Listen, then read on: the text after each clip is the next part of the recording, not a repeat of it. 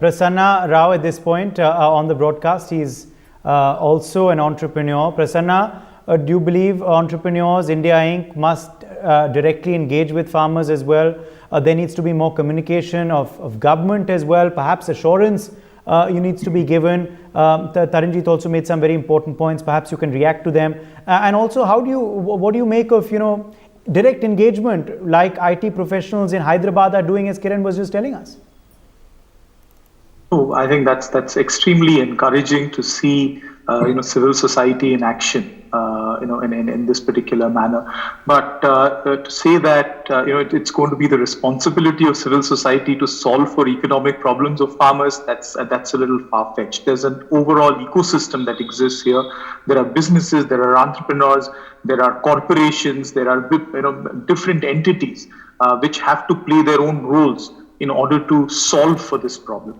Having said that, as responding to your first question, I think it's imperative that businesses interact with farmers. And some of the inefficiencies that exist today in the overall value chain will have to be done away with. There is a bit of disintermediation which is required. At the same time, some of the perils of Indian agriculture also has been primarily due to the fact that it is not to a large extent market oriented, and we'll have to create that balance between market orientation of agriculture vis-a-vis the development goals of farmers. And this is where I think there is a bit of a disconnect between saying that there has to be a minimum support price for commodities or different crops, and rather to look at a way that if the farmers' benefit and welfare needs to be looked at, can we look at a mechanism which is more welfare oriented without distorting markets? In a way, the way I have seen this is that MSPs certainly provide a certain benchmark price, and they have to.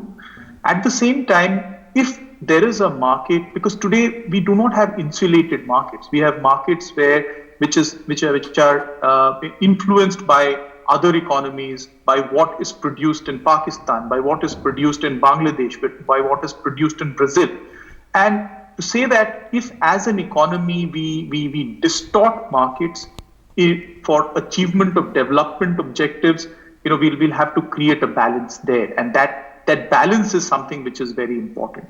Now, coming to the fact that or the issue of trust deficit, I think it certainly exists in the way the laws have been enacted. I think it has only promoted that distrust.